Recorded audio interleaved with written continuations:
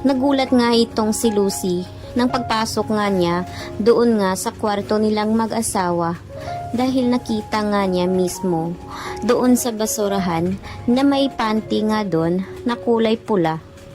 Kaya't nagtataka nga itong si Lucy na kanino nga yon galing.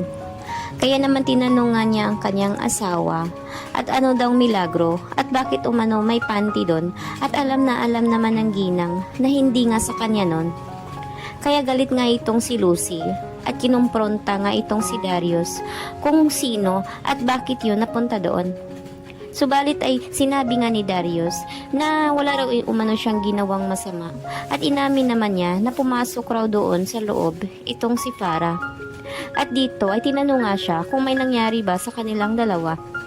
Subalit ang sinabi ni Darius na wala ngang nangyari sa kanila at nagalit nga siya dito kay Farah dahil bigla nga itong sumugod sa kanyang kwarto at nagbabalak ito na may mangyari sa kanila. Kaya galit nga itong si Lucy dito sa kanyang pinsan dahil sa kanyang ginagawa sa kanyang asawa. At dito ay kinumpronta nga niya itong si Farah at sinabihan niya na bakit umano niya nilalandi ang asawa nito.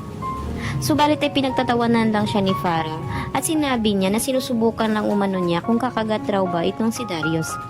Kaya galit na galit nga itong si Lucy at sinabi nga niya na huwag niya umanong subukan ang kanyang magagawa dahil baka umano mapaalis pa niya itong si Farah sa kanyang bahay. Subalit ay hindi naman ito kayang paalisin nga ni Lucy dahil alam niya na dahil nandito sa bata ay hindi niya ito pwedeng gawin.